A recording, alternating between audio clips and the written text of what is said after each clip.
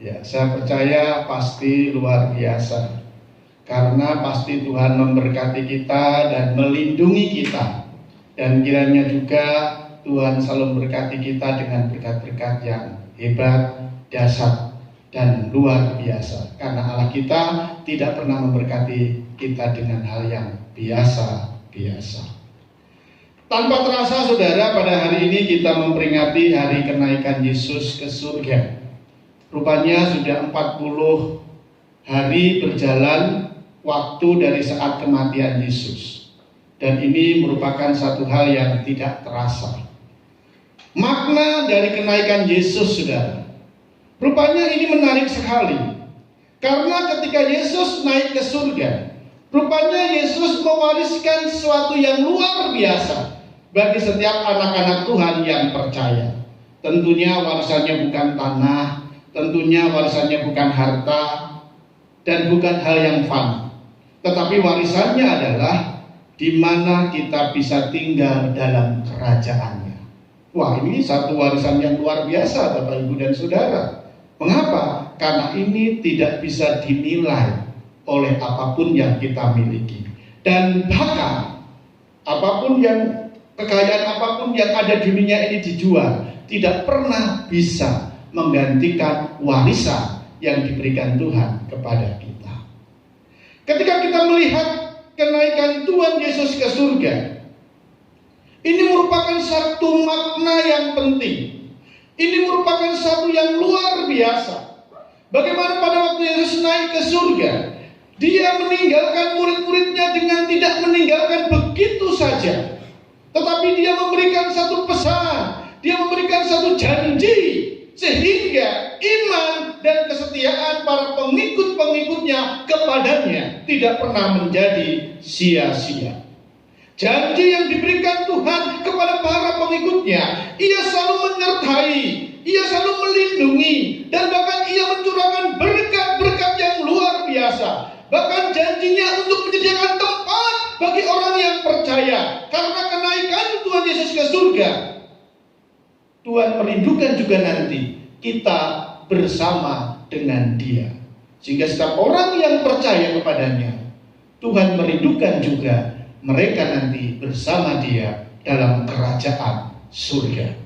Seperti yang dikatakan dalam Yohanes 14 ayat 1 sampai yang ketiga. Jangan gelisah hatimu, percayalah kepada Allah, percaya juga kepadaku. Di rumah Bapa-Ku banyak tempat tinggal. Jika tidak demikian, tentu aku mengatakannya kepadamu. Sebab aku pergi ke situ untuk menyediakan tempat bagimu. Dan apabila aku telah pergi ke situ dan telah menyediakan tempat bagimu, aku akan datang kembali dan membawa kamu ke tempatku, supaya di tempat di mana aku berada, kamu pun berada. Ini janji Tuhan yang luar biasa. Kenaikannya ke surga seharusnya tidak lagi membuat keraguan bagi kita semua, karena Ia empunya kerajaan surga. Ini bukan satu cerita fiktif, ini bukan hanya cerita karangan atau ilustrasi, ini satu kenyataan. Sehingga kitab Lukas yang tadi dibacakan, bahkan kitab Kisah Rasul pasal 1 ayat 1 sampai yang 11 itu menjelaskan bagaimana kenaikan Yesus ke surga itu benar-benar terjadi dan bahkan disaksikan oleh 500 orang. Dan tentunya ketika kita percaya kepada Alkitab sebagai firman Tuhan, berarti kita percaya bahwa kenaikannya ke surga adalah sungguh-sungguh nyata. Kenaikan Yesus ke surga meninggalkan wasiat yang luar biasa. Bahkan juga meninggalkan warisan kepada para murid-muridnya. Pasti siapa yang tidak senang ketika mendapat warisan? Semuanya pasti senang. Dan warisan itu adalah bagaimana kita dapat tinggal dalam kerajaannya. Sehingga Galatia 4 ayat 7 berkata, jadi kamu bukan lagi hamba melainkan anak. Jika kamu anak, maka kamu juga adalah ahli-ahli waris oleh Allah. Wah, betapa luar biasa. Ketika kita belajar makna kelahiran Tuhan, makna kebangkitan dari Yesus ke surga, Ada 3 hal, saudara. Yang pertama, makna terdalam dari kenaikan Yesus mengingatkan kita akan amanat Tuhan Yesus yang harus dilakukan. Dalam Matius 28, saudara, ayat 19 sampai 20, di situ sangat jelas sekali ada amanat, ada perintah yang Tuhan berikan kepada para murid dan pengikutnya. Karena itu pergilah, jadikanlah semua bangsa muridku dan baptislah mereka dalam nama Bapa dan Anak dan Roh Kudus, dan ajarlah mereka melakukan segala sesuatu yang telah kuperintahkan kepadamu.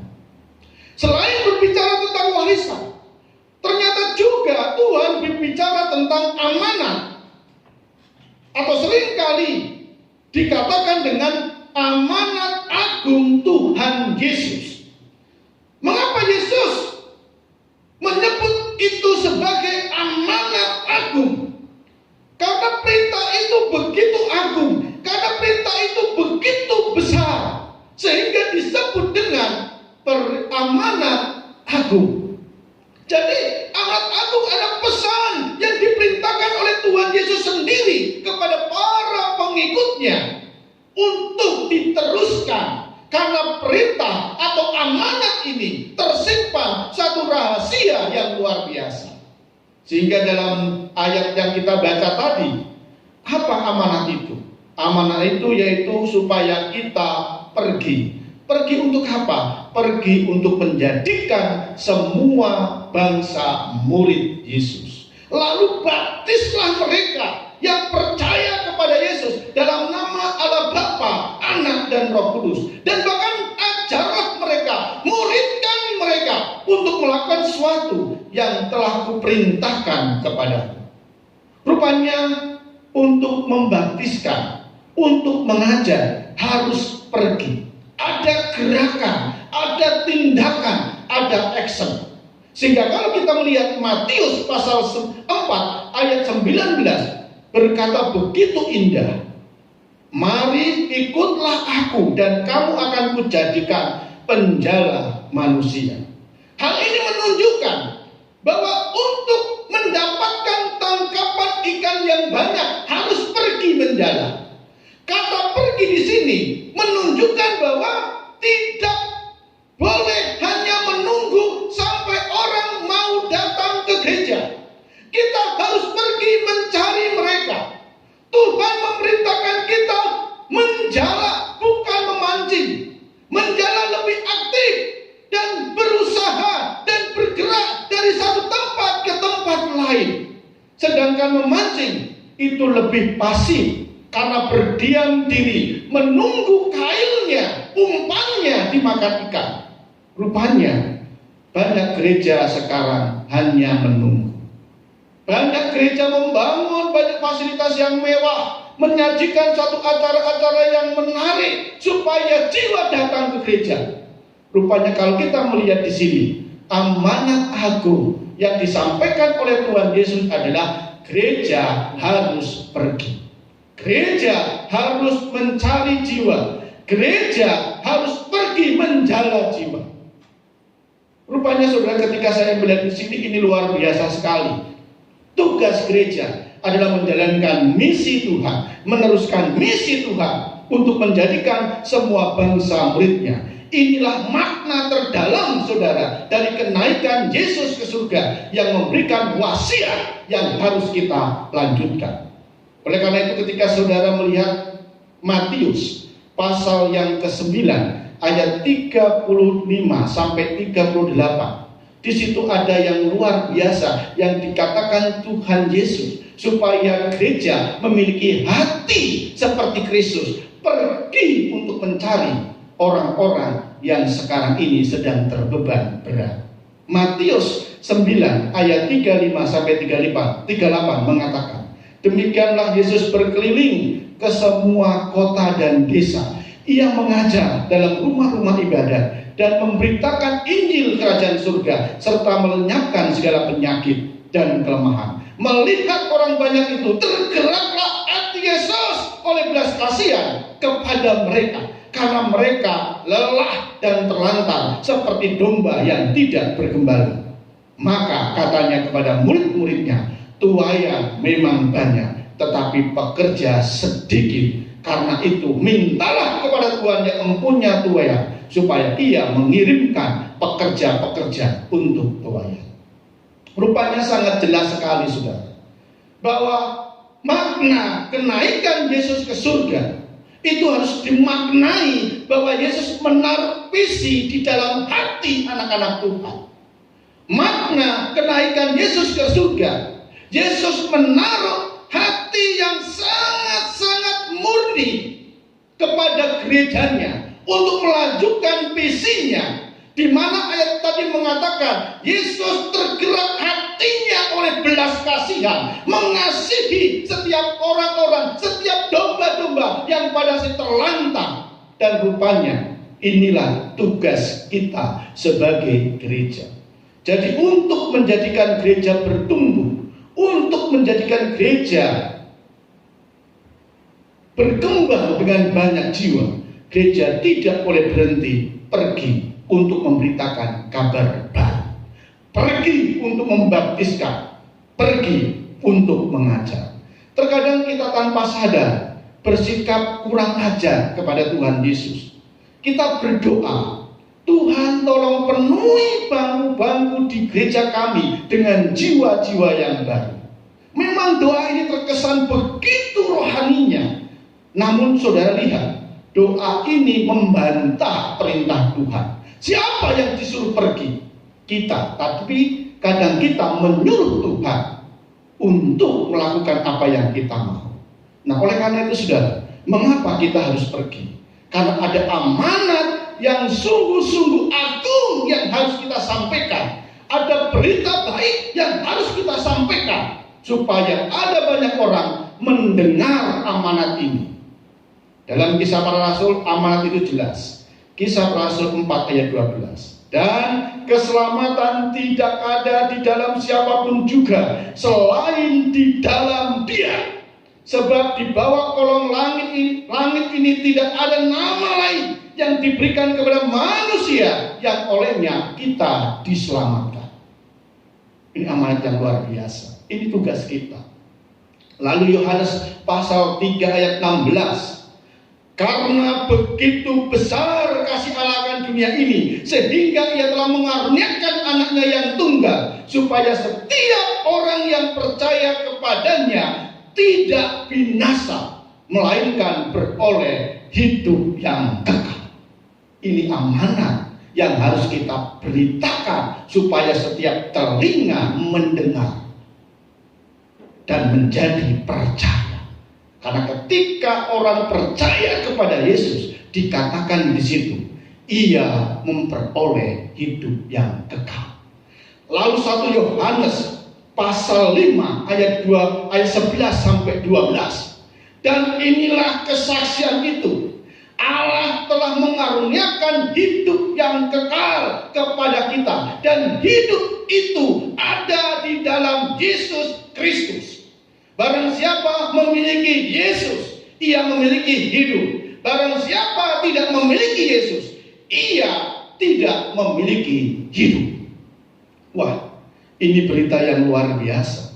Di bawah kolong langit tidak ada nama yang olehnya manusia diselamatkan. Barang siapa memiliki Yesus, dia akan memiliki hidup yang sesungguhnya hidup. Jadi rupanya ini menarik. Bahkan dalam Yohanes pasal 3 ayat 16, bahwa akulah jalan dan kebenaran. Aku bukan sembarang jalan, aku bukan sembarang kebenaran, aku bukan sembarang kehidupan. Bahwa akulah yang dicari oleh orang untuk sampai kepada Bapa. Ini luar biasa, dan ini amanat yang harus disampaikan. Ini tugas kita yang harus kita sampaikan kepada orang-orang yang mungkin belum mendengar berita kabar baik ini. Inilah amanat yang harus kita beritakan. Beritakanlah itu dengan ketulusan hati. Beritakanlah itu sebagai firman yang menghidupi kita. Beritakanlah kabar baik itu bukan sekedar di bibir kita,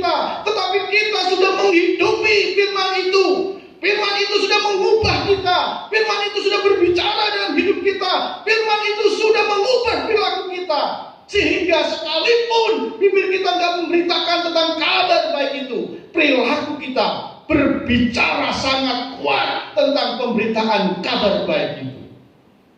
Bagaimana saudara menanggapi untuk amanat yang diperintahkan Tuhan pada waktu dia naik ke surga? Tugas itu harus kita lanjutkan. Apakah kita merindukan supaya bibir kita, kaki kita, hati kita menjadikan misi Allah itu terwujud dengan menyampaikan kabar baik bagi banyak orang? Itu makna yang pertama. Makna yang pertama sangat luar biasa sekali. Bagaimana kenaikannya ke surga mengingatkan kita akan tugas amanat yang harus kita lakukan. Lalu yang kedua, saudara, makna dari kenaikannya ke surga adalah kemenangan sejati. Dalam nas yang dibaca tadi sangat menarik sekali, saudara. Lalu Yesus membawa mereka keluar kota sampai dekat Betania. Di situ ia mengangkat tangannya dan memberkati mereka. Dan ketika ia sedang memberkati mereka, ia terpisah dari mereka dan terangkat ke surga. Mereka sujud menyembah kepadanya. Lalu mereka pulang ke Yerusalem dengan sangat sukacita. Dan apa yang mereka lakukan? Mereka senantiasa berada di dalam bait Allah dan memuliakan Allah. Luar biasa. Sekali lagi, kemenangan Tuhan Yesus yang mengakhiri dari segala tugasnya selama 3,5 tahun melayani di dunia, diakhiri dengan kemenangan telak, yaitu naik ke surga. Wah, ini satu hal yang luar biasa. Ini kemenangan yang tidak bisa didebatkan. Ini satu kemenangan yang membuat para murid pada saat itu bersuka cita, sehingga dia mengatakan senantiasa berada dalam bait Allah dan memuliakannya. Ini menandakan bahwa ini ada kemenangan yang luar biasa. Beberapa waktu yang lalu para murid ketakutan, beberapa waktu yang lalu para murid sangat gelisah, tetapi pada waktu dia melihat kealahan yang sungguh-sungguh Allah yang ada di dalam Yesus, mereka menjadi sukacita. Bahkan mereka firman Tuhan mengatakan mereka senantiasa berada di dalam bait Allah, memuliakan Allah. Jadi ini bukan kemenangan yang biasa. Ini ada kemenangan yang luar biasa. Mungkin pada saat hari ini kita sedang mengalami satu beban yang berat. Mungkin pada saat ini kita sedang mengalami satu hal yang sangat-sangat berat sekali dalam hidup kita. Seperti pada waktu para pengikutnya merasakan begitu ketakutan pada waktu Yesus mati. Mereka menutup pintu-pintu karena ketakutan. Tetapi pada hari ini mereka semua bersuka cita karena Yesus yang selama ini mereka sembah, yang selama ini kita sembah, membuktikan kealahannya, bahwa Dia yang empunya kerajaan surga. Saudara, ini bukan berita biasa. Ini berita yang luar biasa. Oleh karena itu ketika kita menjadi orang Kristen, jangan menjadi orang Kristen yang santai. Jangan menunda untuk setia. Jangan remehkan pentingnya beribadah. Jangan remehkan pentingnya bersekutu. Tetapi giatlah dan bersemangatlah supaya makna kenaikan Yesus ke surga itu betul-betul bermakna dalam diri kita. Karena Ia memang Allah dan sungguh-sungguh Allah yang dicari oleh banyak bangsa. Dari makna terdalam kenaikan Yesus ke surga membuat iman dan percaya kita seharusnya tidak boleh goyah lagi. Seharusnya iman dan percaya kita semakin dalam mengasihi Dia. Karena kenaikannya ke surga mendemonstrasikan bahwa Yesus adalah Allah yang sesungguhnya, yang empunya kerajaan surga, yang dicari oleh bangsa-bangsa dari sejak zaman purbakala sampai sekarang ini. Berbahagialah kita semua yang sekarang ini, yang percaya kepada Dia, yang sudah menerima kunci kerajaan surga. Peganglah hal itu dengan serius, peganglah dengan erat, jangan hilang. Teruslah menang, karena Yesus Allah yang selalu menang. Teruslah menang atas segala godaan apapun. Teruslah menang atas segala perbuatan-perbuatan yang tidak baik. Dan teruslah menang dan menang. Karena hari ini kenaikannya membuktikan kemenangan yang luar biasa. Para muridnya memiliki komitmen yang luar biasa, sehingga ketika melihat Yesus naik ke surga dan memberkati, mereka bersujud, merasakan kekaguman, merasakan keheranan, merasakan begitu bangganya ketika melihat Yesus naik ke surga. Dan mereka membalas dengan senantiasa memuliakan Tuhan di dalam bait Allah. Luar biasa. Lalu yang ketiga, saudara, kenaikannya ke surga. Makna dari kenaikannya ke surga memberikan pesan yang luar biasa, yaitu Tuhan memberikan penyertaan. Kalau kita melihat Yohanes 14 ayat 16 berkata, Aku akan minta kepada Bapa, dan Ia akan memberikan kepadamu seorang penolong yang lain, supaya Ia menyertai kamu selama-lamanya. Sebelum Yesus naik ke surga, Dia sudah mengingatkan bahwa Dia akan naik ke surga. Dia tidak pernah membiarkan murid-muridnya sendirian. Tuhan akan memberikan penolong bagi para murid-muridnya, yaitu Roh Kudus. Dalam masa hidupnya, selama 3,5 tahun Dia melayani. Gerakan Tuhan terbatas. Gerakan Tuhan hanya dalam ruang lingkup yang terbatas. Tetapi ketika Yesus naik ke surga, Roh Kudus tidak dapat dibatasi oleh apapun. Roh Kudus yang diberikannya untuk menyertai kita bisa hidup dalam hati kita, dan kita bisa berdoa kepadanya ketika kita mengalami kegelisahan. Karena ketika Roh Kudus itu ada dalam diri kita, kehadiran Yesus itu ada di dalam setiap pribadi. Ada dalam setiap pribadi orang yang percaya kepadanya. Dia tidak lagi dibatasi, tetapi pergerakan penyertaan Yesus ada kepada semua orang yang percaya. Dimanapun kita berada, Yesus ada di dalam hati kita. Inilah janji yang luar biasa, bahwa Yesus naik ke surga. Dia meninggalkan penyertaan yang hebat dalam diri kita. Dia selalu menjanjikan perlindungan. Dia selalu menjadikan penyertaan di dalam diri kita. Sehingga makna kebangkitan, kenaikan Yesus ke surga itu menjadi satu makna yang luar biasa bagi kita. Jangan dianggap remeh tentang hal ini, bahwa ketika Yesus naik ke surga, Dia meninggalkan satu penyertaan yang luar biasa. Jadi hari ini ketika kita mengalami hal yang sedih, ketika kita mengalami hal-hal yang tidak baik, ketika kita mengalami mungkin kekhawatiran dan kecemasan, mungkin kita mengalami satu patah semangat, mungkin kita mengalami kesedihan yang luar biasa, ingatlah janji Tuhan. Dia menyertai kita. Dia mampu memberikan penghiburan, memberikan perlindungan. Apalagi di saat-saat seperti ini, percayalah, penyertaan Tuhan selalu ada dalam diri kita.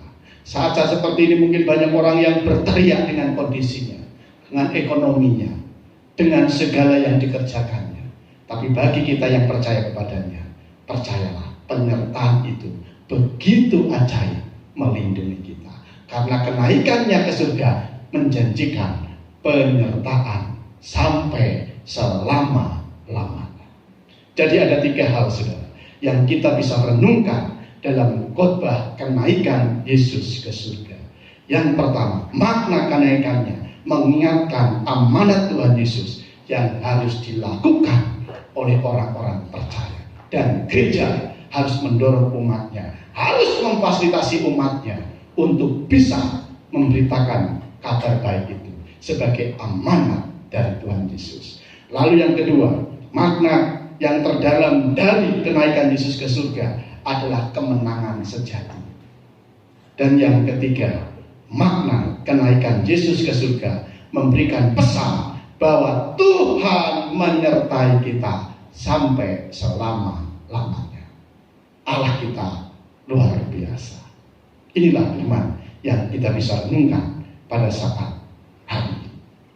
Sebelum kita menutup acara ini, pujian doa akan menjadi satu pujian yang mempersiapkan kita supaya makna kelahiran Yesus ke surga tidak menjadi sia-sia yang kita peringati dari tahun ke tahun. Biarlah di saat ini makna itu begitu luar biasa menjadi makna yang terdalam, sehingga ketika kita mulai patah semangat dalam pelayanan, ketika kita mulai tidak semangat lagi dan bergairah lagi dalam pelayanan, mungkin banyak peristiwa yang mengakibatkan kita kurang setia, kurang semangat. Hari ini sudah kenaikannya harus menjadikan kita lebih giat lagi, karena Yesus menyiapkan tempat yang terbaik buat kita, dan tempat itu hanya diberikan kepada kita yang percaya.